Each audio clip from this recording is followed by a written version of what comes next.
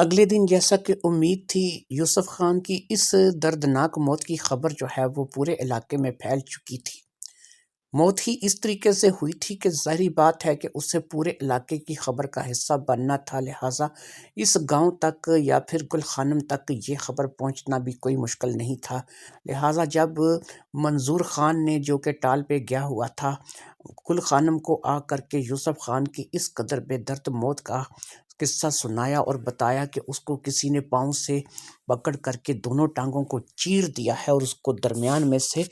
دو کر دیا گیا ہے، تو اس بات کو سن کر کے گل خانم نے کہا کہ دیکھو، یہ جو بھی ہے میرے ساتھ اس نے غلط کیا، میرے خاندان کو قتل کر دیا اور اس کے حکم پر یہ سب کچھ ہوا، تو میں تو کہتی ہوں کہ اس کے ساتھ بھی جو کچھ ہوا اچھا ہی ہوا۔ اب منظور نے کہا کہ دیکھو بھی، بات یہ ہے کہ جو بھی ہونا تھا ہو سکا، ایک بندہ مر گیا ہے، اس کے اتنی دردناک موت کو جو ہے وہ تم اتنا آسانی سے لے رہی ہو اور تمہیں بالکل بھی کوئی اس بات کے لیے افسوس نہیں ہے۔ میں یہ بھی نہیں کہتا کہ تم اس پہ افسوس کرو، ظاہری بات ہے کہ وہ تمہارے خاندان کا قاتل ہے یا قاتلوں کا ساتھی ہے، لیکن جو بھی ہے بہرحال ایک انسان ہے جسے انتہائی دردناک موت سے کسی نے ہمکنار کیا اور وہ اسی دردناک موت میں مرا ہے۔ رات میں کہتے ہیں کہ وہ اپنے کمرے میں اکیلا تھا، سو رہا تھا، کمرے کا جو دروازہ ہے وہ بھی اندر سے بند تھا، کمرہ اندر سے لاک تھا، کسی کے آنے اور جانے کا کوئی امکان نہیں تھا، ایک بند کمرہ جس میں سے کوئی نہ اندر آ سکے نہ باہر جا سکے، اور ایسے میں اس شخص کی لاش جو ہے وہ صبح 2 حصوں میں تقسیم ملی ہے۔ لوگ بھی دروازہ توڑ کر کے اندر داخل ہوئے ہیں، کیونکہ جب اس کو پکارا گیا، اس سے بات کرنے کے لیے کہا گیا یا اس کو اٹھانے کے لیے کہا گیا، تو اندر سے جب کوئی آواز نہیں آئی تو ان لوگوں نے یہ سمجھا کہ شاید ویسے ہی جو ہے اس کے ساتھ کچھ حادثہ ہو گیا اور رات میں اس کے ساتھ کچھ برا بلا ہو گیا، اور شاید وہ دل کا مریض بھی تھا، شاید اس کو دل کا دورہ وغیرہ نہ پڑا ہو۔ تو ان تمام باتوں کو سوچ کر اس کے بیٹوں نے، اس کے پوتوں نے جب دروازے کو توڑا اور دروازے کو توڑ کر کے جب اندر داخل ہوئے تو اندر کا منظر دیکھ کر کے ان کے تو ہوش اڑ گئے، کیونکہ ایسے میں تو ایسا جو کچھ ہوا تھا اس کے ساتھ ایسا تو ہو ہی نہیں سکتا تھا کہ ایک بند دروازے کے اندر ایک انسان جو ہے آرام سے بستر پہ سو رہا ہے اور اس کے پاس جو ہے کوئی ایسا بندہ بھی نہیں ہے، کوئی آنے جانے کا راستہ بھی نہیں ہے، دروازے کھڑکیاں بند ہیں، اور اس بندے کے ساتھ اس قدر خطرناک حادثہ ہو جائے۔ سب لوگ یہی کہہ رہے ہیں کہ یہ کوئی کالے جادو کا کام ہے، یہ کسی جن کا کام ہے، کسی اور مخلوق کا کام ہے، یہ کسی انسان کا کام نہیں ہے۔ میں نے کہا بھئی دیکھو بھئی، بات یہ ہے کہ میں تو اب کالا جادو کرتی نہیں، نہ مجھے کالے جادو کا پتہ ہے۔ دوسرا یہ ہے کہ اول خان ہے جو تمہارا، وہ اس کے پاس بھی ہم ایک ہی دفعہ گئے تھے اور وہ بھی اپنے بچے کے لیے گئے تھے، اس کے پاس تو جو بات بھی تھی وہ بھی کچھ اتنی خاص بات نہیں ہوئی تھی۔ اس کے بعد جب میں وہاں سے جب سے واپس آئی ہوں، تم نے دیکھا ہے کہ میں کبھی دوبارہ اس کی طرف نہیں گئی اور نہ میں نے کبھی اس کا دوبارہ نام لیا ہے۔ تو مجھے یہ بتاؤ کہ پھر یہ جادو جو ہے یہ یوسف خان پہ کروائے گا کون؟ کس نے یوسف خان کو اس قدر بے درد طریقے سے اس کو ہلاک کروایا ہے؟ چلو، اگر تم مجھ پہ بھی شک کرو تو چلو، ایک حق بجانب ہو، لیکن مجھے یہ صرف اتنا بتا دو کہ تم مجھ پہ اگر شک کرو تو کس بات کو لے کر کے شک کرو گے؟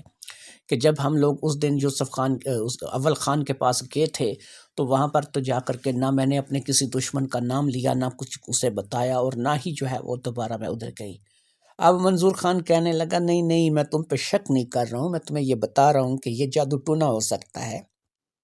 کیونکہ جو بھی ہے، جس کے سے بھی ہے، یہ کسی جن کا کام ہو سکتا ہے، یہ کسی ایسی مخلوق کا کام ہے کہ جس نے یہ سارا کچھ کیا ہے، کیونکہ بند کمرے سے اب خود سوچو کہ اندر بندہ کیسے داخل ہوا ہوگا، اس نے کیسے یہ کام کیا ہوگا اور کیسے جو ہے وہ یہ کام کر کے نکلا ہوگا۔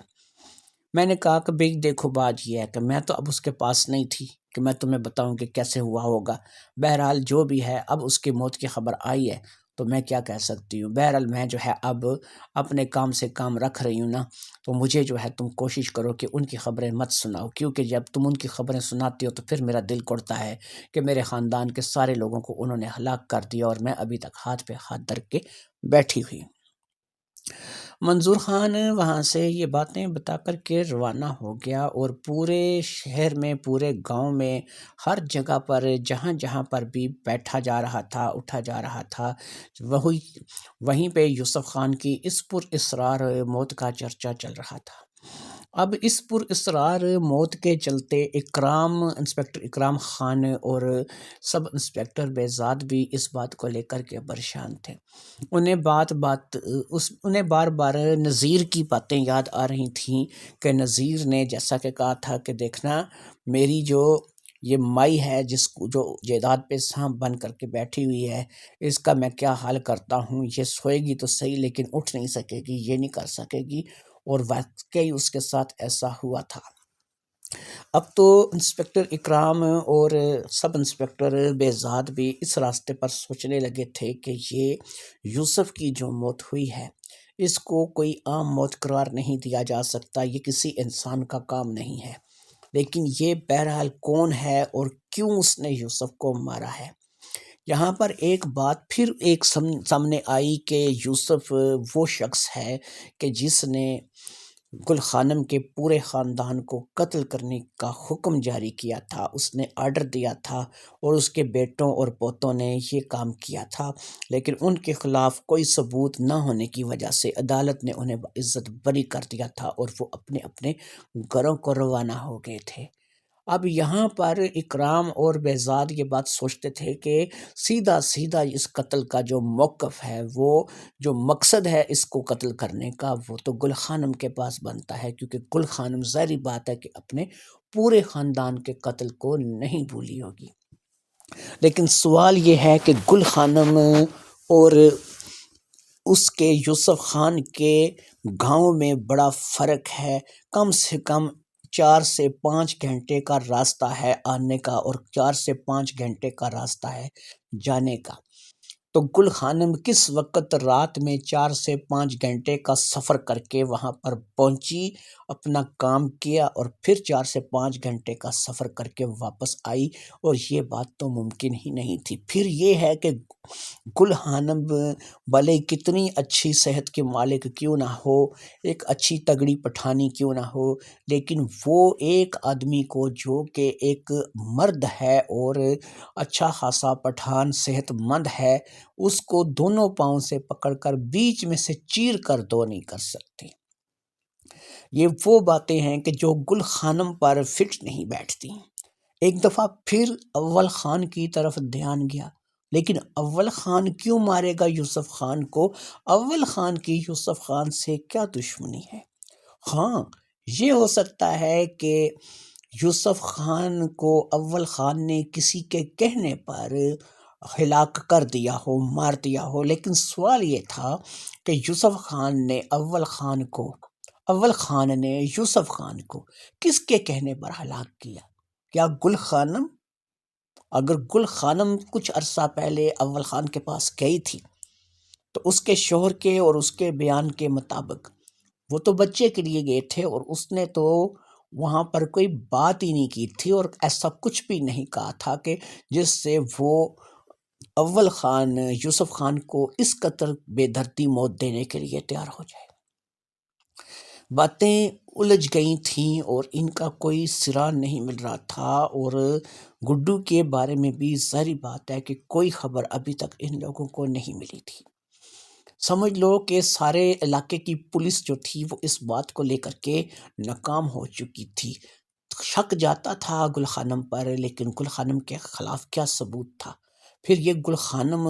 جو ہے وہ کس طریقے سے یوسف خان کو اس طریقے سے چیر کے دو کر سکتی تھی؟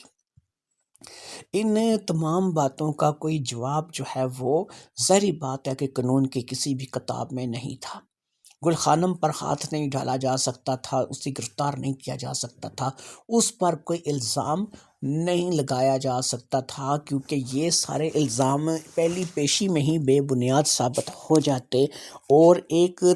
تھکے سے تھکا وکیل بھی جو ہے وہ 4 دلائل میں پولیس کی ساری پولیس گری نکال کے رکھ دیتا، اور گل خانم کا کوئی کچھ بھی نہیں بگاڑ سکتا تھا۔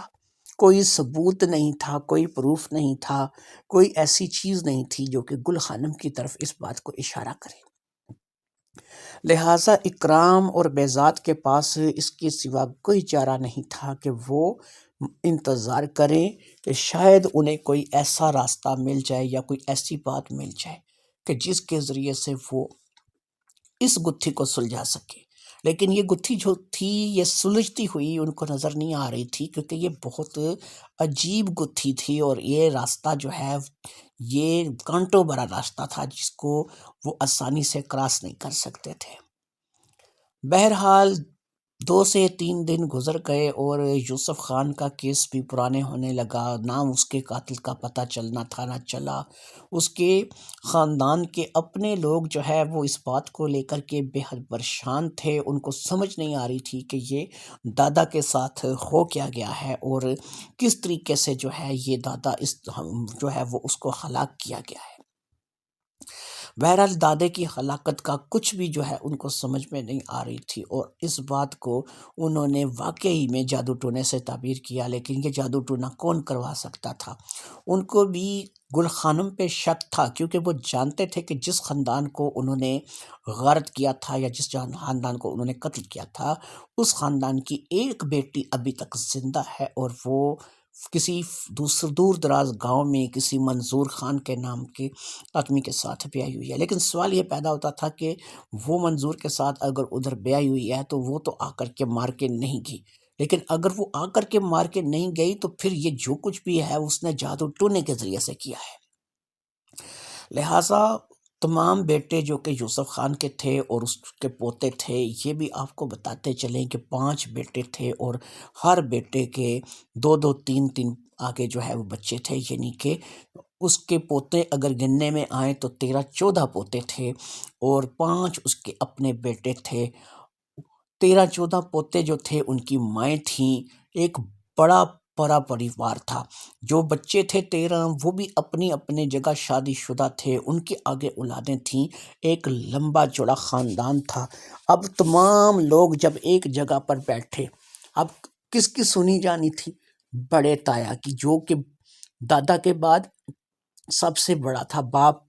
باقی سب جو تھے وہ چھوٹے تھے، تو وہ سب سے بڑا تھا،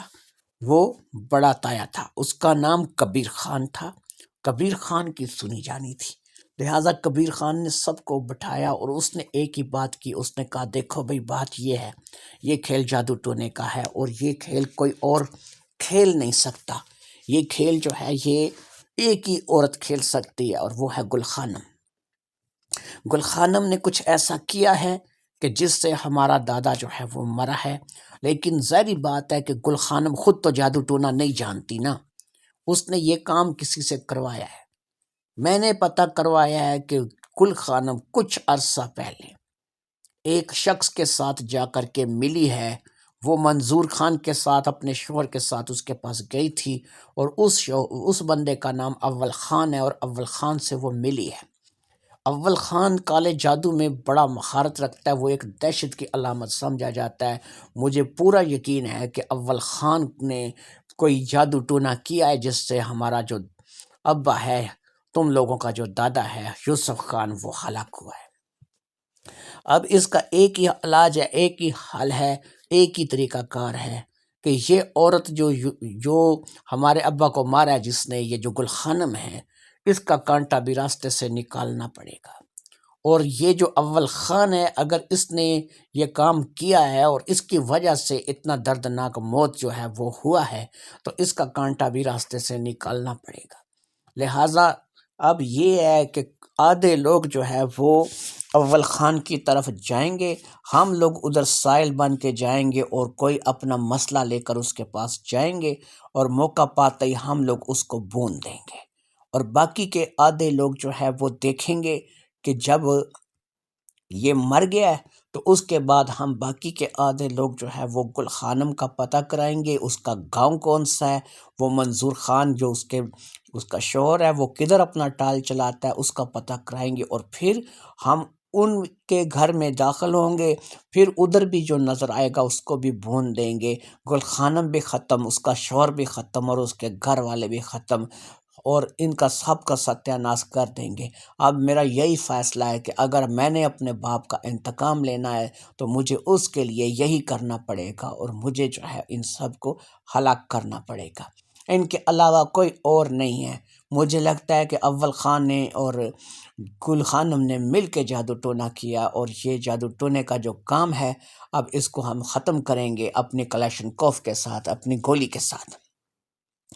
کبیر خان کی باتوں کے بعد پورے گھر میں ایک جوش کی لہر دوڑ گئی۔ وہ پہلے ہی اسی قسم کے لوگ تھے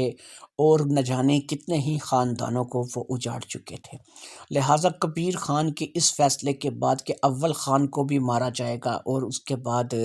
جو ہلاکت ہے وہ گل خانم کی بھی ہوگی، لہٰذا یہ بات طے پا گئی کہ دونوں ہی پارٹیوں کو جو ہے وہ ہلاک کر دیا جائے گا اور دونوں ہی پارٹیاں جو ہیں وہ مار دی جائیں گی۔ ایک ہی ٹائم میں یہ دونوں کام کرنے ہیں یا دونوں کام علیحدہ علیحدہ کرنے ہیں۔ جب اس پہ بات آئی تو کبیر خان نے پہلے اول خان کا خاتمہ کرنے کے لیے بولا، کیونکہ اس نے یہ اندازہ لگایا کہ اگر اول خان رہے گا تو وہ گل خانم کی حفاظت کر سکتا ہے، وہ اسے بچا سکتا ہے، لیکن اگر اول خان کو پہلے مار دو تو پھر وہ ظاہری بات ہے کہ گل خانم بالکل اکیلا رہ جائے گا، اور یعنی کہ وہ اکیلی رہ جائے گی اور پھر اس کے لیے ہم لوگ جو ہے وہ موت بن جائیں گے۔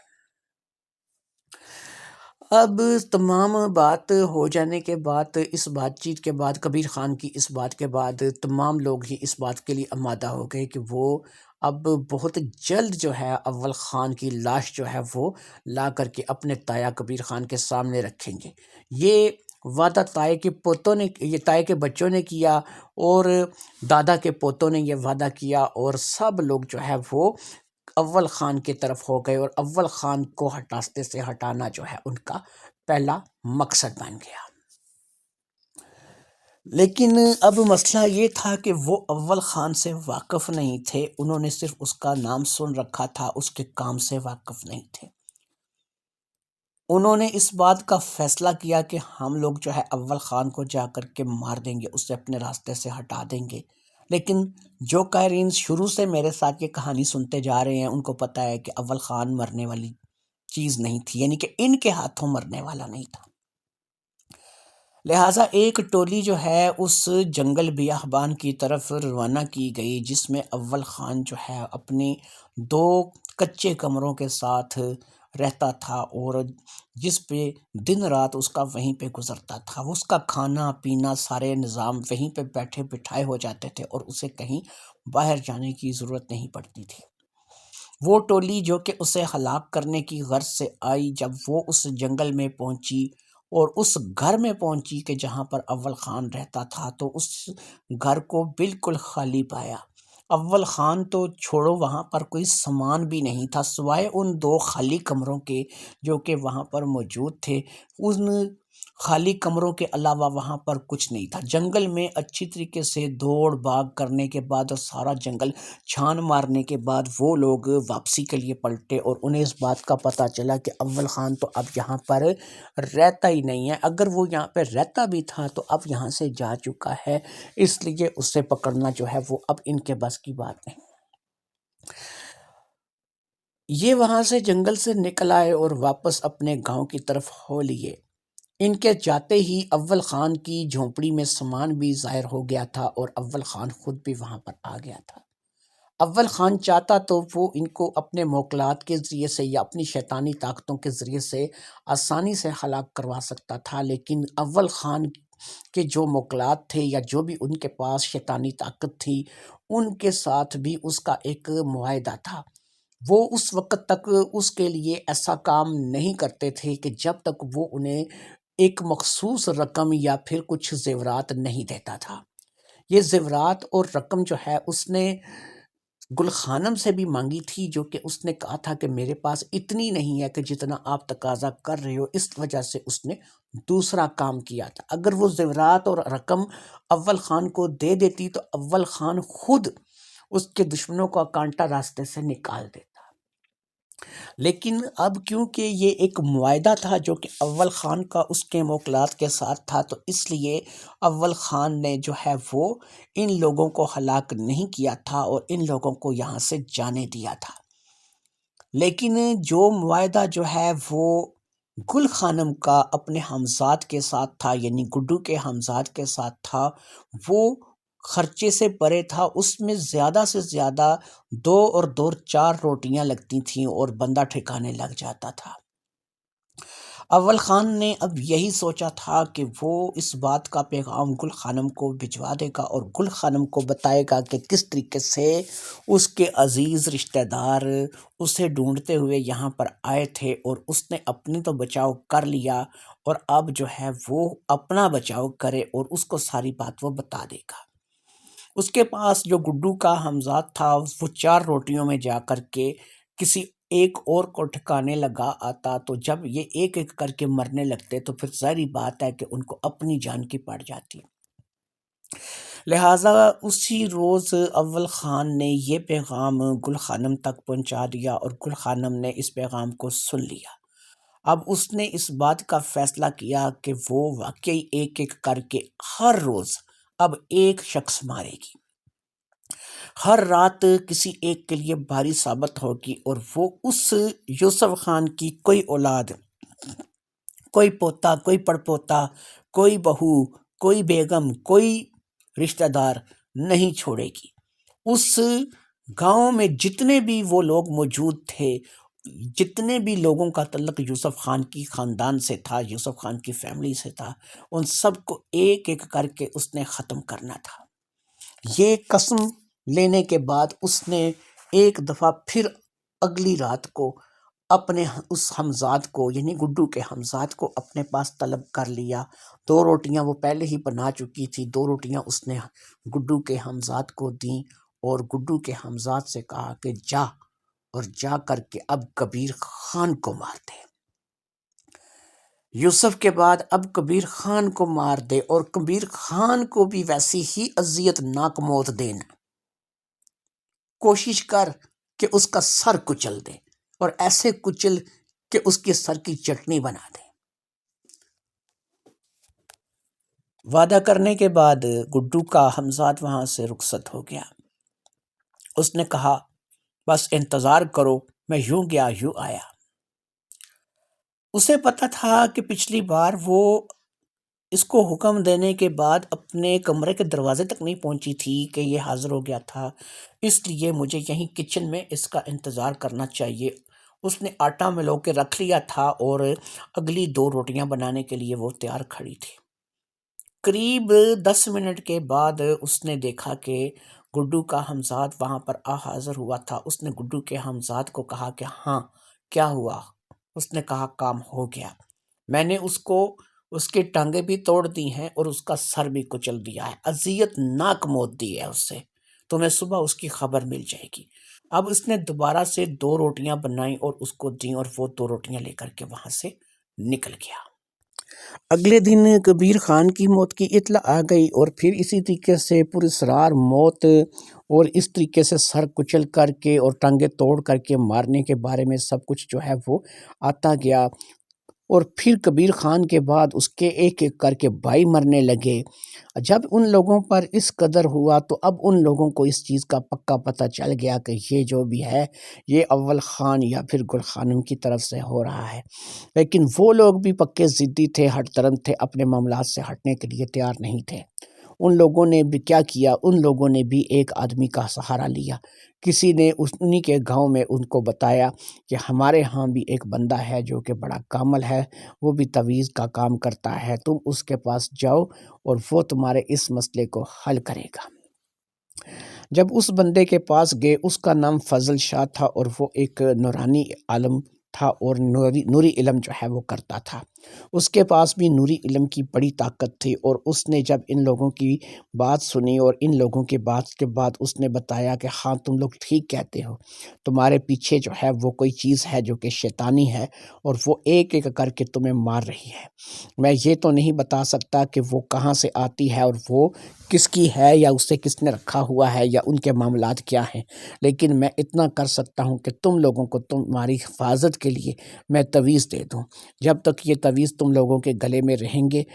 تم کوئی بھی شیطانی چیز تم پر حملہ نہیں کر سکے گی۔ ہاں ایک بات یاد رکھنا کہ جب تم لوگ واش روم کے اندر جاؤ تو انہیں اپنے کپڑے کے اندر کر لینا، لیکن یہ تعویذ تم لوگوں نے گلے سے اتارنا نہیں ہے، کیونکہ اگر تم نے واش روم میں جا کر بھی اس تعویذ کو اتارا تو وہ واش روم میں ہی تم پر حملہ کر سکتا ہے۔ لہٰذا تمام فیملی کے لیے تعویذ لینے کے بعد وہ لوگ وہاں سے آ گئے تھے اور یہ تاکید کر گئی تھی کہ یہاں پر کوئی بھی بندہ کسی بھی شکل میں اپنے گلے سے تعویذ کو جدا نہیں کرے گا۔ غسل کرنے کے ٹائم پر بھی ایسا کیا جائے گا کہ اگر آپ غسل کرنا چاہ رہے ہیں تو تعویذ کو آپ اپنے پاس رکھیں گے، کسی نہ کسی طریقے پہ آپ اس کو کبھی ایک ہاتھ میں لے لو، کبھی دوسرے ہاتھ میں لے لو، کبھی اس کو یعنی اس پہ پانی نہ لگنے پائے اور تم غسل بھی کر لو اور تعویذ کو اپنے ہاتھ سے چھوڑو بھی نہیں۔ غسل خانے میں جانا ہے، واش روم میں جانا ہے، جیسے بھی جانا ہے، وہ تعویذ جو ہے وہ تم لوگوں نے اپنے پاس رکھنا ہے اور اس کے بغیر جو ہے وہ تم لوگوں نے غسل خانے کا رخ بھی نہیں کرنا ہے۔ یہ تمام تعویذ جو ہے ان لوگوں نے لا کر کے پہن لیے تھے، لہٰذا اس رات جب گل خانم نے اپنے گڈو کے ہمزاد کو 2 روٹیاں پکا کر دیں اور کہا کہ جا اب ان کے خاندان سے فلاں شخص کی زندگی لے لے اور اس کو مار دے، تو گڈو کا ہمزاد گیا بہت دیر لگا آیا اور اس نے واپسی کا رخ نہیں کیا، حتیٰ کہ اس کے انتظار میں صبح ہونے لگی۔ گل خانم نے سمجھ لیا کہ کچھ نہ کچھ مسئلہ ہے کہ جس کی وجہ سے وہ نہیں آ رہا ہے، چلو وہ آئے گا تو وہ اسے اٹھا لے گا یا پھر آ کر کے اس سے مخاطب ہو جائے گا، لہٰذا وہ اپنے کمرے میں آ کر کے منظور کے ساتھ لیٹ گئی اور پھر وہ سو گئی۔ صبح اس نے اپنی حسب عادت، کیونکہ جلدی اٹھنے کی عادی تھی تو اس لیے وہ صبح اپنے ہی ٹائم پر اٹھی اور اس نے دیکھا کہ ابھی تک بھی گڈو کا ہمزاد جو ہے وہ اس کے پاس نہیں آیا تھا۔ اسے اس بات کا پتہ چل گیا کہ کوئی نہ کوئی گڑبڑ ضرور ہے اور جو بھی گڑبڑ ہو رہی ہے بہرحال اس کا اسے علم ابھی نہیں تھا، کیونکہ جب ظاہری بات ہے کہ جب گڈو کا ہمزاد واپس آنا تھا تو اسے اس بات کے بارے میں پتہ چلنا تھا، لہٰذا اس نے ابھی خاموشی اختیار کرنا ہی مناسب سمجھا۔ اگلی رات ہو گئی لیکن گڈو کا ہمزاد واپس نہیں آیا، وہ اپنے بستر پر لیٹی، شوہر اس کا سو چکا تھا لیکن وہ جاگ رہی تھی۔ اب اس نے آنکھیں بند کر کے اول خان کو پکارا اور پھر تھوڑی ہی دیر میں اس کے کانوں سے اول خان کی آواز ٹکرائی۔ جیسے ہی اول خان کی آواز اس کے کانوں سے ٹکرائی وہ اٹھ کر کے بیٹھ گئی، اس نے آنکھیں کھول دی۔ وہ اول خان کی جھونپڑی میں یعنی اسی کچے کمرے میں موجود تھی۔ اول خان ایک دفعہ پھر شیطانی نیت سے اس کی طرف بڑھا، اب کیونکہ وہ اس کا گرو تھا تو وہ اسے منع نہیں کرتی تھی، روکتی نہیں تھی، لہٰذا پہلے تو اس نے اپنی ہوس پوری کی اور اس کے بعد اس سے پوچھا کہ میں جانتا ہوں کہ تم یہاں پہ کیوں آئی ہو اور تمہارے یہاں پہ آنے کا مقصد کیا ہے۔ تمہارے آنے کا مقصد یہی ہے نا کہ تم نے گڈو کو بھیجا ہوا ہے لیکن ابھی تک گڈو جو ہے وہ تمہارے پاس واپس نہیں پہنچا ہے، لہٰذا اب میری بات سنو۔ وہ کسی شخص کے پاس گئے تھے جس نے ان کے گلے میں تعویذ ڈلوا دیے ہیں اور یہ پوری ہدایت کی ہے کہ وہ غسل خانے میں یا واش روم میں بھی ان تعویذوں کو اپنے سے دور نہیں کریں گے، اور وہ تعویذ جب تک ان کے گلے میں رہیں گے تمہارے ہمزاد کو موقع نہیں ملے گا کہ وہ ان کا خون کر سکے یا پھر ان میں سے کسی کو ٹھکانے لگا سکے، لہٰذا وہ جب تک اپنا کام کر نہیں لے گا اس وقت تک وہ تمہارے پاس واپس نہیں آئے گا۔ جیسے ہی اسے موقع ملے گا وہ جس نے بھی اس میں سے تعویذ ہٹایا، خاص طور پر تم نے جسے مارنے کا حکم دیا ہے، جیسے ہی اس کا تعویذ ہٹا تو وہ اسے مارے گا اور پھر اس کو مار کر کے دوبارہ جو ہے وہ تمہارے پاس آ جائے گا۔ اس لیے اس وقت تک انتظار کرو جب تک تمہارا دشمن کوئی غلطی کرے، کیونکہ جب تک وہ غلطی نہیں کرے گا اس کے معاملات اسی طریقے سے چلتے رہیں گے۔ لہٰذا اب بہتر یہی ہے کہ تم اس وقت واپس چلی جاؤ اور اپنے گڈو کے ہمزاد کے واپس آنے تک انتظار کرو۔ اب دوبارہ جو ہے وہ گل خانم لیٹ گئی اور اس نے اپنی آنکھوں کو بند کر لیا اور پھر تھوڑی ہی دیر میں جب اس نے اپنی آنکھیں کھولی تو وہ اپنے ہی گھر میں موجود تھی۔ حسب روایت منظور صاحب ساتھ سو رہے تھے اور وہ بھی آ کر کے سو گئی۔ اسے اب اس بات کا انتظار تھا کہ اس کا دشمن کوئی غلطی کرے اور اس کے ہاتھوں مارا جائے، لہٰذا وہ گڈو کے ہمزاد کے انتظار میں بیٹھ گئی اور اس سے اس چیز کا انتظار تھا کہ وہ جیسے ہی گڈو کا ہمزاد جو ہے وہ دیکھے گا، موقع دیکھے گا، وہ اپنا کام کر کے اس کے پاس واپس آ جائے گا۔ یہاں پر اس کے ذہن میں یہ چل رہا تھا، ادھر جو ہے وہ لوگ جو تھے وہ ایک پیغام بنا رہے تھے کہ اب تو ہمارے پاس حفاظت کے لیے ہمارے ہر ایک کے گلے میں تعویذ موجود ہے، امید ہے کہ ہمیں کوئی نقصان نہیں پہنچے گا، اور ہمیں جو لگ رہا ہے اس کے مطابق سے اگر ہم لوگ بیٹھ کے فیصلہ کریں تو اس میں ہمارا جو بھی ہو رہا ہے اس کے پیچھے صرف ایک ہی ہاتھ ہے اور وہ گل خانم کا ہاتھ ہے، کیونکہ جس طریقے سے جیسے ہمارے خاندان کے لوگ ایک ایک کر کے مرتے چلے جا رہے ہیں، یہ گل خانم کے علاوہ کوئی اور نہیں ہو سکتی، اور ہمیں جو ہے وہ گل خانم کو ٹھکانے لگا دینا چاہیے۔ اس بات پہ باقی سارے متفق ہو گئے اور پھر ان لوگوں نے یہ ارادہ کر لیا کہ وہ بہت جلد گل خانم کو جو ہے وہ مار دیں گے اور گل خانم کی طرف جو ہے وہ موت بن کے جپٹ پڑیں گے۔ گل خانم ان باتوں سے بالکل بے خبر تھی، کیونکہ اس کے پاس گڈو کا ہمزاد جو ہے وہ آ نہیں رہا تھا، کیونکہ جب تک وہ اپنا کام نہیں کر لیتا وہ اس کے پاس نہیں آتا تھا۔ اور ایک چیز اور تھی کہ اگر یہ اسے پکارتی تھی تو وہ اس کے پاس آ جاتا تھا، لیکن ظاہری سی بات ہے کہ اب یہ اسے پکار بھی نہیں سکتی تھی، کیونکہ ایک کام اس کے سپرد کر چکی تھی اور وہ کام جو ہے وہ ابھی تک ہوا نہیں تھا۔ اس لیے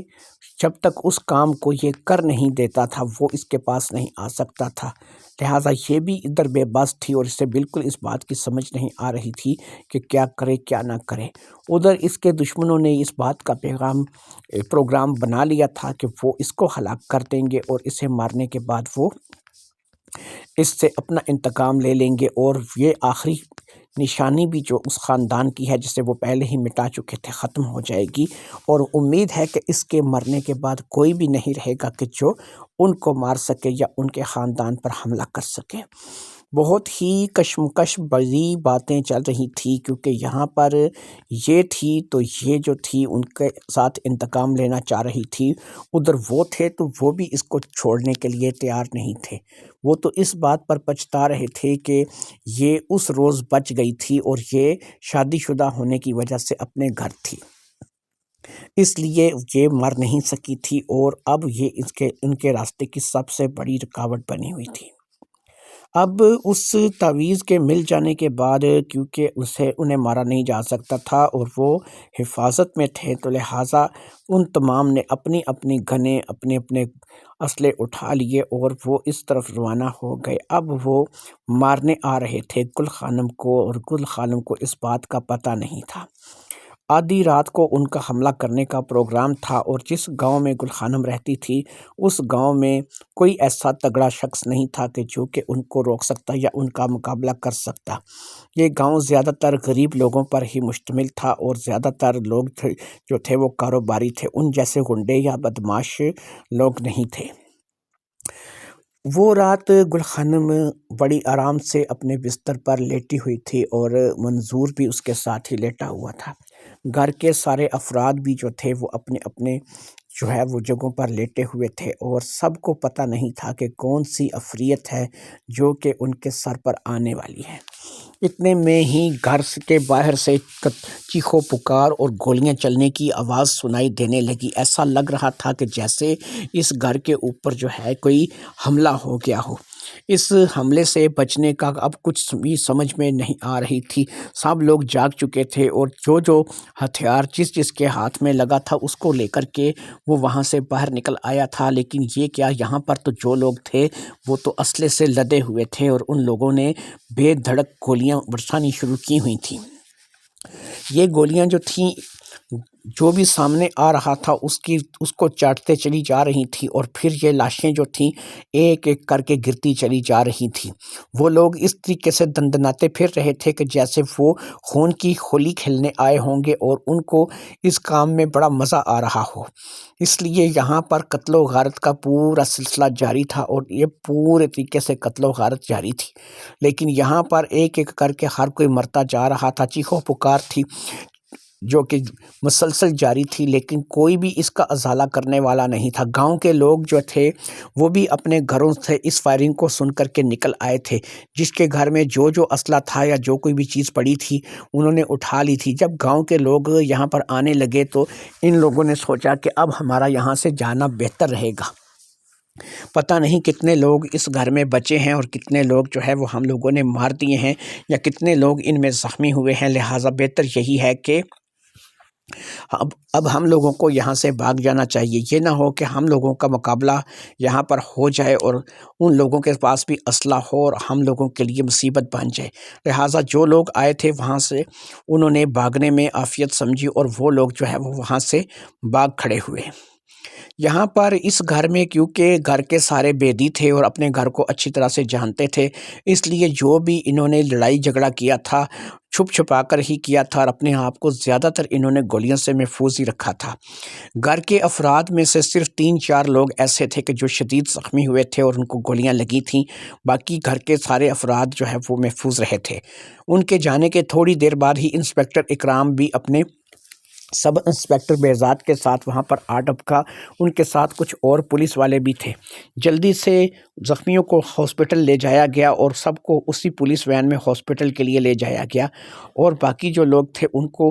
دیکھ داکھ کے چھوٹی موٹی زخموں کی مرہم پٹی جو ہے وہ وہیں پہ شروع کر دی گئی۔ یہ کام انسپیکٹر اکرام اور بہزاد دونوں مل کے کر رہے تھے اور ان کے ساتھ ان کا عملہ بھی شامل تھا۔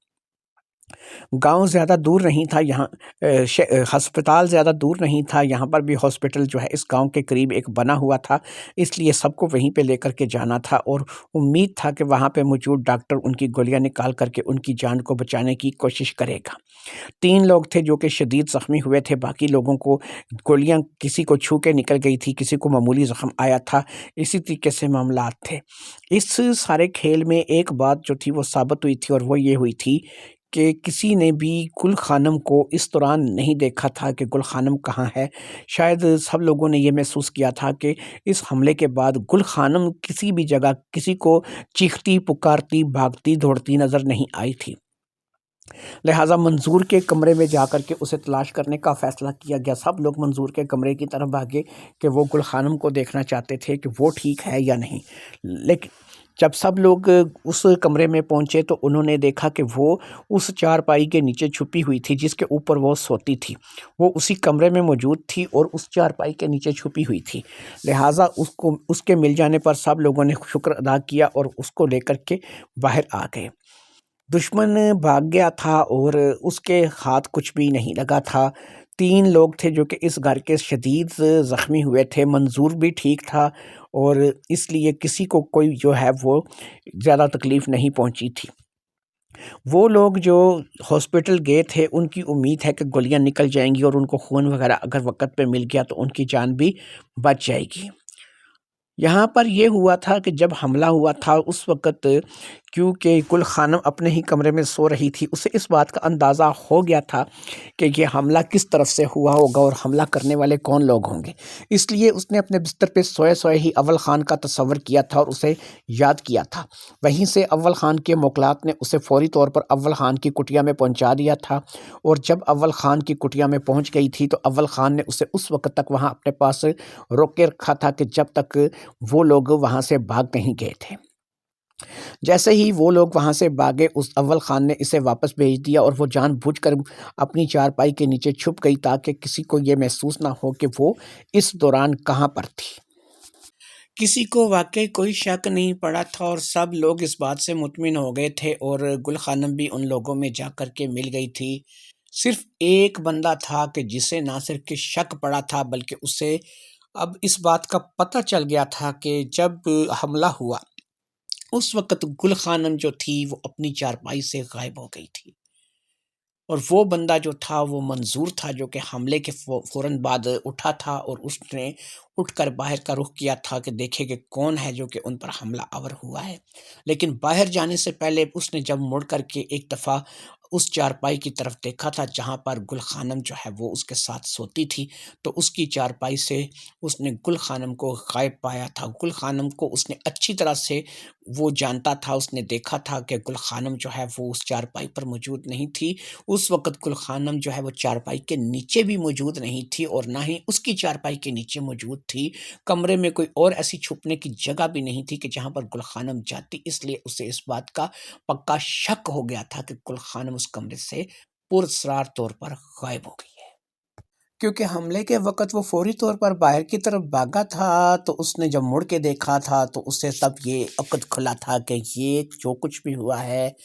یہ گل خانم وہاں سے غائب ہو چکی ہے۔ وہ اس بات پہ بالکل جو ہے وہ کسی قسم کا وہم میں نہیں تھا، اسے اس بات کا پورا یقین تھا کہ اس چارپائی سے گل خانم غائب ہوئی تھی، اور پھر جب دوبارہ گھر والوں نے گل خانم کو ڈھونڈا تھا تو وہ چارپائی کے نیچے سے برآمد ہوئی تھی۔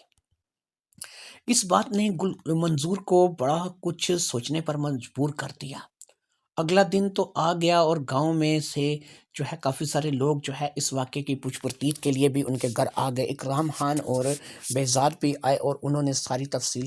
کے بارے میں پتہ کیا، اور انہوں نے جب اس بات کو جانا کہ یہ حملہ جو ہے وہ اصل میں گل خانم پہ ہوا تھا، شاید ان لوگوں نے کیا تھا جنہوں نے پہلے بھی اس کے خاندان کو، تو اس نے سول کپڑوں میں وہاں پر لوگ جو ہے وہ اسلحہ دے کر تعینات کرنے کا فیصلہ کر لیا، اور کہا کہ اب یہ لوگ جو ہے وہ یہاں پر اس گاؤں میں رہ کر کے پہرا دیں گے۔ اگر وہ لوگ دوبارہ آتے ہیں تو ان لوگوں کی موت ہوگی، اور یہ جو ہے تم لوگ جو ہے وہ اس بات سے محفوظ رہو گے۔ جو 3 لوگ زخمی ہوئے تھے ان میں سے ایک چل بسا تھا، اور 2 لوگ جو ہے ان کی جان بچا لی گئی تھی، لہٰذا اس گھر میں اب سوگ کا سما تھا، اور جو مرنے والا تھا وہ گڈو کا باپ تھا، یعنی کہ اس کی نند کا شوہر تھا۔ گل خانم کی نند کا شوہر بھی مر گیا تھا، اور کچھ عرصہ پہلے جو ہے اسے اپنے بچے کی جدائی بھی برداشت کرنی پڑی تھی، لہٰذا اس کی نند تو جو تھی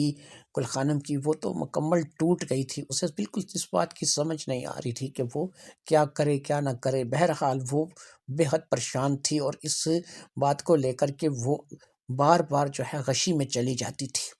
اس کی اگر 3 بیٹیاں نہ ہوتی اسے سنبھالنے والی، تو ظاہری بات ہے کہ وہ اس بات کو لے کر کے شاید اپنی جان ہی ختم کر دیتی یا اپنے آپ کو نقصان پہنچا بیٹھتی، لیکن وہ اپنی 3 بیٹیوں کے لیے زندہ رہنا چاہتی تھی، اور اپنی 3 بچیوں کی پرورش جو ہے اب وہ کرنا چاہتی تھی۔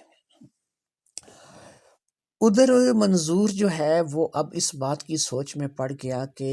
گل خانم کیا ہے۔ وہ اس کی بیوی تھی، اسے ہر چیز جو ہے اس اپنی بیوی سے مہیا ہو جاتی تھی، ہر اس عورت کی طرح جو کہ واقعی ایک بیوی ہوتی ہے، وہ اپنے شوہر کی خدمت بھی کرتی تھی، اور اپنے شوہر کو خوش بھی رکھتی تھی، اس کے بستر میں بھی جاتی تھی، اس کے ساتھ موج مستی بھی کرتی تھی، سب کچھ کرتی تھی۔ لیکن جس گل خانم کو اس نے غائب ہوتے ہوئے دیکھا تھا، اس گل خانم کے بارے میں وہ کیا کرے؟ یہ گل خانم کہاں گئی تھی؟ لہٰذا اس نے سوچا کہ وہ اس بارے میں اتنی وچار کیوں کر رہا ہے، وہ اس بارے میں خود ہی گل خانم سے پوچھ لے، اور پوچھ کر بتا دے کہ یہ کیا ہوا تھا یا کیا نہیں ہوا تھا۔ لہٰذا جب اس نے گل خانم سے اس بارے میں پوچھا تو گل خانم نے کہا کہ بھئی میں تو اسی کمرے میں تھی، اور میں چارپائی کے نیچے ہو گئی تھی، اب آپ کو کچھ مغالطہ ہوا ہوگا، کچھ دھوکہ ہوا ہوگا، آپ نے جو ہے وہ دیکھنے میں شاید غلطی کی ہوگی، آپ جلدی میں تھے اور ہڑبڑاہٹ میں آپ نے نہیں دیکھا ہوگا صحیح طریقے سے۔ میں کہاں جاؤں گی، میں کیسے غائب ہوں گی، میں کوئی جادوگرنی تھوڑی ہوں یا جن تھوڑی ہوں کہ میں غائب ہو جاؤں گی۔ اس بات نے ویسے تو منظور خان کو جو ہے وہ مطمئن نہیں کیا، لیکن بہرحال اس نے کہا کہ اب یہ بحث کرنے کا فائدہ کوئی نہیں ہے، کیونکہ اس کے پاس کوئی ثبوت تو تھا نہیں کہ وہ اس پہ الزام لگا سکتا کہ بھئی واقعی یہ ہوا ہی ہوا ہے یا ایسا تم نے کیا ہی کیا ہے۔ ادھر جو لوگ حملہ کرنے آئے تھے، جب وہ لوگ منہ کی کھا کر اپنے گھر پہنچے، ان کو صرف یہ پتہ تو چل گیا کہ ان میں سے ایک آدمی مارا گیا، 2 شدید زخمی تھے جن کو بچا لیا گیا ہے، اور وہ اس بات کو لے کر کے اب غصے میں کٹ رہے تھے کہ ان کے ہاتھوں سے گل خانم جو ہے اس کی جان بچ گئی ہے، اور گل خانم جو ہے وہ اب مر نہیں سکی، اور کسی بھی طریقے سے وہ گل خانم کو مار نہیں سکے۔ لیکن انہوں نے اس بات کا قصد کیا کہ کوئی مسئلہ نہیں، اس معاملے کو تھوڑا ٹھنڈا ہو جانے دو، ہو سکتا ہے کہ اب اس میں پولیس بھی جو ہے وہ مداخلت کرے، اور پولیس جو ہے وہ اگر آئے گی تو ظاہری بات ہے کہ ہمارا پھر پولیس مقابلہ ہو جائے گا، اور معاملات ہمارے لیے خطرے کا باعث ہو سکتے ہیں۔ اس لیے اب اس وقت تک اس بات کو، جب تک کہ یہ بات ٹھنڈی نہیں ہو جاتی، ہم لوگوں کو بھی ٹھنڈا کر کے کھانا چاہیے، اور جب پولیس کا خطرہ ٹل جائے تو اس وقت جو ہے وہ ہم لوگ ایک دفعہ پھر پوری طاقت کے ساتھ گل خانم پر حملہ آور ہوں گے۔ اب تک گڈو کا ہمزاد واپس نہیں آیا تھا، جس کا مطلب تھا کہ ابھی تک وہ تعویذ جو تھا وہ ان کے گلے میں ان کی حفاظت کر رہا تھا، اور کسی بھی طریقے سے جو ہے وہ شخص جو تھا وہ اپنی بات کا، اپنے کام کا بڑا پکا تھا، کسی بھی وقت وہ تعویذ جو ہے وہ اپنے گلے سے نہیں اتار رہا تھا۔ گل خانم کو اس بات کا نہیں تھا، اسے پتا تھا کہ اس نے گڈو کے ہمزاد کی جو ڈیوٹی لگا دی ہے گڈو کا ہمزاد بہت جلد جو ہے جیسے ہی اسے موقع ملے گا وہ اپنی ڈیوٹی کو سر انجام دے کر کے اس کے پاس چلا آئے گا۔ اسے بس ملال اس چیز کا تھا کہ اگر گڈو کا ہمزاد زیادہ دن لگاتا ہے یا زیادہ ٹائم لگاتا ہے اور اس کے پاس واپس نہیں آتا تو پھر وہ جو ہے اس وقت تک کیا کرے گی، کیونکہ ظاہری بات ہے کہ وہ گڈو کا ہمزاد اگر اس کے پاس ہوگا تو اس کی حفاظت کر سکے گا اور وہ اسے ہر مصیبت سے بچا سکے گا۔ لیکن اگر ایسا ہو گیا کہ گڈو کا ہمزاد واپس نہ آیا تو وہ اسی طریقے سے پتہ نہیں کب تک مصیبت میں پڑی رہے گی۔ بہرحال اسے ایک چیز کا بڑا آسرا تھا اور وہ آسرا یہ تھا کہ وہ جب بھی اول خان کو پکارتی تھی اول خان فوری طور پر اپنے موکلات کے ذریعے سے اس کو یہاں سے غائب کرا دیتا تھا۔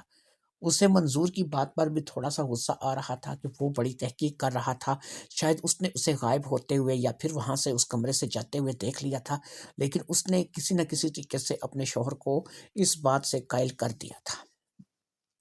اب سسٹم یہ تھا کہ کب گڈو لوٹے گا، کب جو ہے وہ اگلا بندہ مرے گا، کب یہ سسٹم جو ہے وہ آگے شروع ہوگا، اس بات کا بالکل کچھ علم نہیں تھا۔ ادھر اب ایک اور نیا کام شروع ہو گیا تھا کہ اب ہر روز ہی اول خان اپنے موکلات کے ذریعے سے اسے اپنے پاس بلا لیتا تھا اور جنگل میں منگل جو ہے وہ شروع ہو جاتا تھا۔ یہ اسے استاد اور گرو مانتی تھی، اس لیے کسی بات سے انکار نہیں کرتی تھی۔ وہ اسے ہر طریقے سے استعمال کر کے واپس جو ہے گھر بھیج دیتا تھا اور یہ آ کر کے اپنے شوہر کے ساتھ لیٹ جاتی تھی۔ اس کے دل میں ایک ہلکا سا ملال ضرور تھا کہ میرے ساتھ جو بھی ہو رہا ہے غلط ہو رہا ہے اور میں نے اپنا جسم جو ہے وہ ایک شیطان صفت انسان کو بیچ دیا ہے، لیکن یہ خود سوچتی تھی کہ اب میں خود کیا رہی ہوں، میں بھی تو ایک شیطان ہی ہوں۔ میں نے جو کچھ گڈو کے ساتھ کیا تھا اور جس طریقے سے میں نے یہ گڈو کا ہمزاد حاصل کیا تھا، اس کے بعد میرے اندر عورتوں والی کون سی بات رہ گئی ہے؟ اور پھر یہ ہے کہ اول خان نے مجھے یہ راستہ بتایا اور وہ میرا گرو ہے، لہٰذا مجھے اپنے گرو کی بات تو ماننی ہی پڑے گی اور اپنے گرو کی بات کو پورا کرنا ہی پڑے گا۔ لہٰذا وہ بھی اس بات کو لے کر کے چپ کر جاتی اور جیسا بھی اول خان بولتا وہ ویسا کر دیتی۔ دوسرا یہ ہے کہ اول خان اس کے بچنے کا ٹھکانہ تھا، جب بھی اس پہ کوئی مصیبت آتی اول خان کے موکلات اسے فٹافٹ سے اٹھا کر کے اول خان کے پاس پہنچا دیتے، اس لیے وہ اپنے اس معاملے سے جو ہے وہ بچ جاتی تھی۔ اسی طرح کچھ دن مزید گزر گئے اور گڈو کا ہمزاد جو ہے بالکل واپس نہیں آیا اور اول خان نے بھی اپنا کھیل جو ہے وہ روزانہ کی بنیاد پر اس کے ساتھ جاری رکھا۔ منظور نے اب اس بات کی تاک رکھنی شروع کر دی تھی کہ اگر وہ دیکھ رہا تھا کہ اگر گل خانم کسی طریقے سے دوبارہ ویسے ہی غائب ہو کر جائے تو وہ اس کو پکڑ لے، لیکن یہ بھی اپنی بات کی بڑی پکی تھی۔ یہ اچھے طریقے سے جانچ پڑتال کرنے کے بعد کہ گھر میں کوئی بھی جاگ نہیں رہا ہے اور سب لوگ جو ہے وہ نیند کی آغوش میں چلے گئے ہیں تو تب ہی گھر سے باہر نکلتی تھی، اور پھر اس کے جانے کا طریقہ تو بڑا آسان تھا، بس بستر پہ لیٹو اور اول خان کا نام لو اور اول خان کے موکلات اس کو لینے پہنچ جاتے تھے۔ لہٰذا یہ کسی کی پکڑ میں نہیں آ رہی تھی اور خود منظور بھی اسے جو ہے وہ اس بات کو لے کر کے نہیں پکڑ رہا تھا۔ دوسری بات یہ تھی کہ اس نے اول خان نے اسے بتایا تھا کہ جس وقت وہ اس کے پاس آنے کے لیے وہاں سے نکلتی ہے تو وہ اپنے موکلات کے ذریعے سے اس کے پورے گھر والوں پر ایسی نیند طاری کر دیتا ہے کہ وہ رفع حاجت کے لیے، پیشاب وغیرہ کرنے کے لیے یا کسی اور کام سے پانی وغیرہ پینے کے لیے بھی اس وقت تک نہیں اٹھتے جب تک کہ واپس یہ نہیں پہنچ جاتی۔ لہٰذا اس کا جادو جو تھا وہ سر چڑھ کے بول رہا تھا اور وہ اپنے جادو سے بھرپور فائدہ حاصل کرتا چلا جا رہا تھا۔ ادھر یہ تو روزانہ کی بنیاد پر اول خان کے پاس ہوتی تھی، اب یہ روزانہ ہی اول خان کی آغوش میں ہوتی تھی اور اول خان جو ہے اسے پورے طور پر لوٹنے پہ تلا ہوا تھا۔ کچھ دن اسی طرح مزید گزر گئے اور پھر گڈو نہیں آیا۔ گڈو کا نہ ہی آنے کا کچھ نام و نشان نظر آ رہا تھا۔ ان لوگوں نے اپنی حفاظت کا واقعی بڑا ہی بہترین انتظام کر لیا تھا۔ ادھر گل خانم کے ساتھ ایک نیا واقعہ پیش آیا۔ گل خانم کی طبیعت تھوڑی سی متلانے لگی، اسے تھوڑی سی الٹی آنے لگی اور اس کا من جو ہے وہ تھوڑا سا کچا پکا سا محسوس ہونے لگا۔ جب منظور اسے لے کر کے قریبی دواخانے گیا تو وہاں سے پتہ چلا کہ گل خانم جو ہے وہ تو ماں بننے والی ہے اور وہ تو پریگنٹ ہے۔ اس بات کی سب گھر والوں کو خوشی ہوئی کہ چلو 10-11 سال بعد ہی صحیح لیکن یہ خوشی تو سننے کو ملی، کہ اب جو ہے وہ ایک بچے کی ماں بننے والی ہے۔ اس بات کو لے کر کے گل خانم اگرچہ خوش تھی اور اسے پتہ چل گیا تھا کہ اب وہ پریگننٹ ہے اور ماں بننے والی ہے، لیکن ایک بات کو لے کر وہ اندر ہی اندر پریشان تھی کہ یہ جو بچہ ہونے جا رہا ہے، اس بچے کا باپ کون ہے؟ اس کا شوہر منظور خان یا پھر آج کل وہ جس کی آغوش میں رہتی ہے اول خان، دونوں میں سے کوئی ایک ہی باپ ہوگا۔ پھر وہ سوچنے لگی کہ جس منظور خان نے 10 سال میں اسے بچے کی خوشخبری جو ہے وہ نہیں دی، تو وہ ان چند دنوں میں یا چند مہینوں میں جو ہے وہ بچے کی خوشخبری جو ہے وہ اسے دے کر کے اس کی گود میں بچہ ڈال دے گا؟ نہیں، منظور خان اس کا باپ نہیں ہو سکتا، اس کا باپ اول خان ہے اور یہ اول خان کی ہی اولاد ہے۔ لہٰذا اس روز رات کو جب وہ اول خان کے پاس پہنچی اور اول خان نے اس سے ایک دفعہ اپنی پیاس بجھائی، تو اس نے اول خان کو اپنے پریگننٹ ہونے کے بارے میں بتا دیا اور بتایا کہ وہ ماں بننے والی ہے۔ اول خان نے کہا کہ اس کا مطلب تو پھر یہ ہوا کہ یہ میری اولاد ہے، کیونکہ یہ جو بھی بچہ ہے، یہ تمہارے پیٹ میں جو بھی بچہ پل رہا ہے، یہ میرا ہی ہو سکتا ہے، کیونکہ اگر تمہارے شوہر میں اتنی طاقت ہوتی یا تمہارے شوہر اتنے کام کا ہوتا تو جو ہے وہ تمہیں 10 سال میں بچہ دے چکا ہوتا۔ گل خانم نے کہا میں بھی یہی سوچتی ہوں کہ یہ بچہ جو ہے اس کا باپ کوئی اور نہیں ہے، اس کا باپ جو ہے وہ تم ہی ہو سکتے ہو اور یہ تمہاری ہی اولاد ہے۔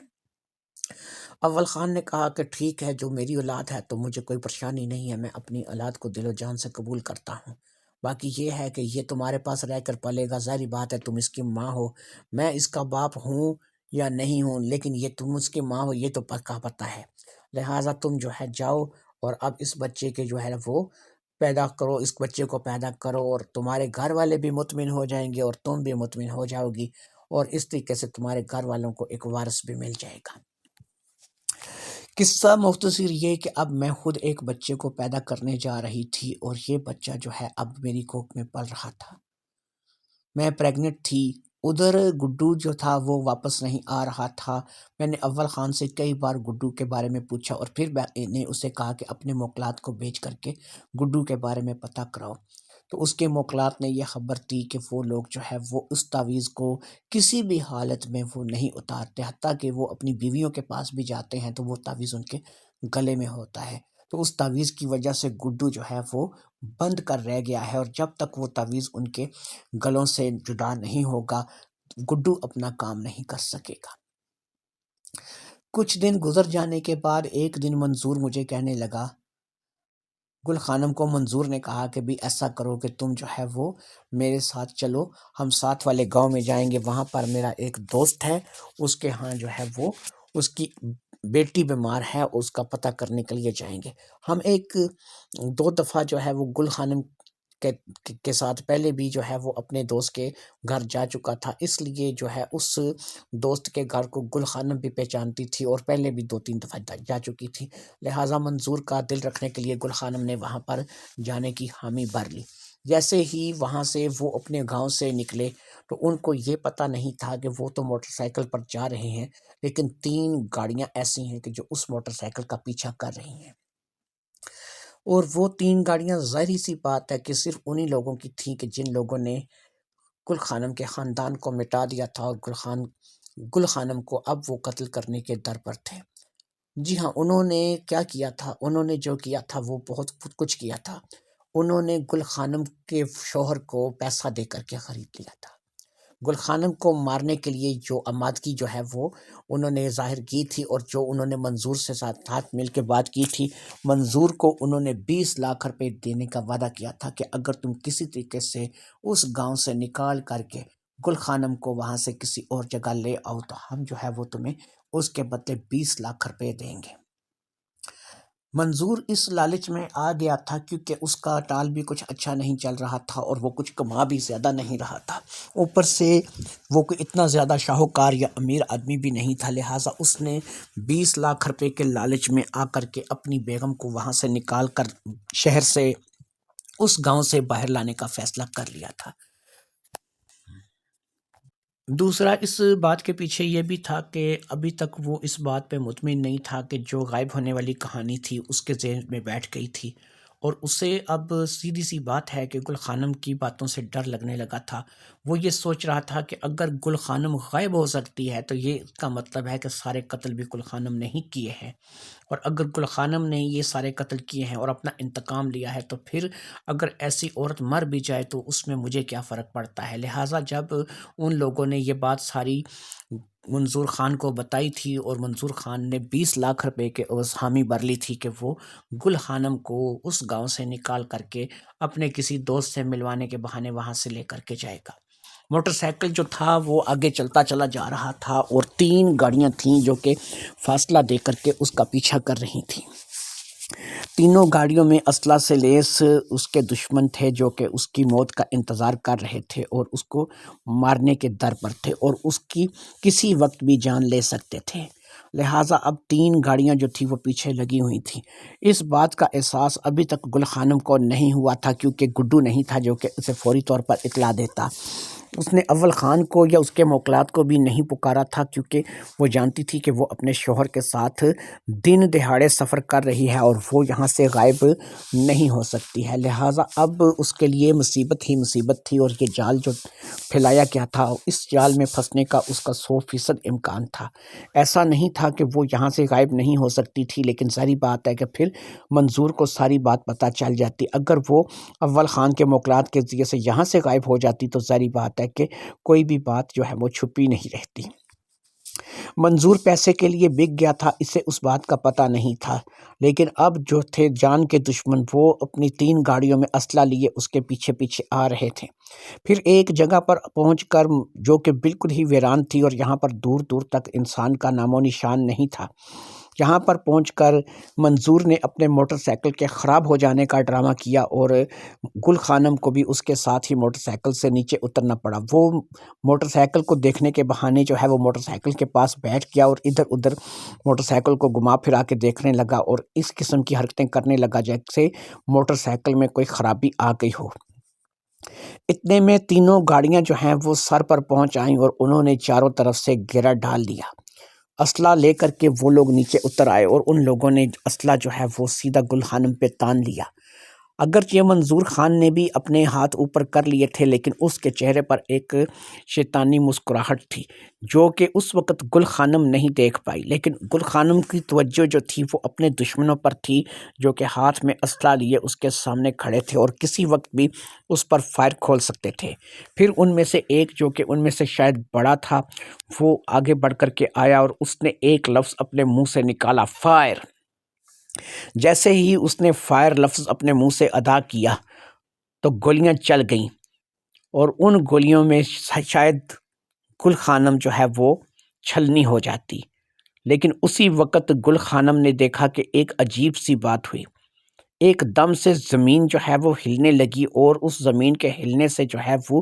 لوگ جو ہے ان کا بیلنس بگڑنے لگا۔ ایسا لگتا تھا جیسے زوردار قسم کا زلزلہ آ گیا ہو اور اس زلزلے میں وہ لوگ گولیاں چلا رہے تھے۔ پھر ایک گولی جو تھی وہ گل خانم کے بازو پر آ کر کے لگی اور باقی گولیاں کہاں گئی اسے نہیں پتا۔ گل خانم کو جو بازو پر گولی لگی اس گولی کے لگنے کے بعد اسے کسی چیز کا ہوش نہیں رہا اور وہ ایک طرف گرتی چلی گئی۔ ہوش آیا تو اس نے دیکھا کہ وہ ایک ایسی جگہ پر ہے جہاں پر پانی ہی پانی ہے اور یہ کوئی ندی یا دریا کا کنارہ ہے جہاں پر اسے لٹایا گیا ہے۔ دور دور تک کوئی انسان نہیں تھا، بالکل ایک ویران سی جگہ تھی اور اس کے پاس کوئی بھی شخص جو ہے وہ اس وقت موجود نہیں تھا۔ وہ اٹھ کر بیٹھ گئی تو اس نے اپنے بازو کو دیکھا جس پہ باقاعدہ پٹی کر دی گئی تھی اور گولی جو تھی وہ بھی اس کو بھی وہاں سے شاید نکال دیا گیا تھا یا گولی صرف بازو کو چھو کر کے نکل گئی تھی۔ اس نے اٹھ کر کے کھڑے ہونے میں ہی اپنی عافیت سمجھی، اٹھ کر کے کھڑی ہو کر کے اس نے ادھر ادھر ساری طرف نظر گھما کر کے دیکھا لیکن اسے کوئی بھی نظر نہیں آیا۔ پھر اس نے اپنی آنکھیں بند کر کے اول خان کو اور اس کے موکلات کو پکارا لیکن یہاں پر نہ ہی اول خان اور نہ ہی اس کے موکلات نے اس کی کوئی بات سنی اور نہ ہی وہ یہاں سے غائب ہو کر کے اول خان کی کٹیا میں پہنچی۔ بڑی ہی عجیب صورتحال تھی، یہ کون سی جگہ تھی، کہاں پر وہ آ گئی تھی اور اسے یہاں پہ کون لایا تھا، کس طریقے سے وہ یہاں پر پہنچی تھی، اسے کچھ بھی تو اس بات کا سمجھ نہیں آ رہا تھا۔ اول خان کو ایک دفعہ پھر اس نے پکارا، لیکن اس بار بھی وہی رہا کہ اول خان جو ہے وہ اسے کسی بھی طریقے سے جو ہے رابطے میں نہیں آ رہا تھا۔ عموماً ایسا ہوتا تھا، وہ جب بھی اول خان کو یا اس کے موکلات کو پکارتی تھی فوری طور پر غائب ہو کر کے وہاں پہنچ جاتی تھی، لیکن اب وہ یہاں سے غائب نہیں ہو پا رہی تھی۔ اسی جگہ پر اس کو سمجھ نہیں آ رہی تھی کہ وہ کون سی جگہ پر پہنچ گئی ہے۔ اس نے ادھر ادھر کر چل پھر کر اپنا آپ کو دیکھا، لیکن اسے کچھ بھی سمجھ میں نہیں آ رہی تھی کہ یہ جگہ ہے کون سی اور وہ کس جگہ پر موجود ہے۔ اتنے میں اس نے ایک سائے کو اپنی طرف بڑھتے ہوئے دیکھا، وہ تھوڑی سی گھبرا گئی کہ پتہ نہیں کون ہے جو کہ اس طرف بڑھ رہا ہے۔ پھر اسے اول خان کے موکلات کا خیال آیا کہ شاید یہ کوئی اول خان کا موکل ہے، لیکن اس نے دیکھا کہ یہ تو کوئی روٹی لے کر کے آ رہا ہے، شاید اس نے کچھ روٹی کا اٹھا رکھا تھا، ایسا تھا جس کے ہاتھ میں کچھ روٹی تھی یا کھانے پینے کی کوئی چیز تھی جو کہ اس نے اٹھا رکھی تھی۔ جب وہ بالکل قریب پہنچا تو اس نے اسے پہچان لیا، وہ اور کوئی نہیں گڈو کا ہمزاد تھا، وہ ہمزاد جو کہ اس سے وہاں گولیوں کی بارش سے بچا کر کے پتہ نہیں یہاں کہاں لے آیا تھا۔ اب گل خانم نے آگے بڑھ کر کے اس سے پوچھا کہ تم کہاں چلے گئے تھے، تم اتنے عرصے بعد میرے پاس کیوں آئے ہو، کہاں تھے تم؟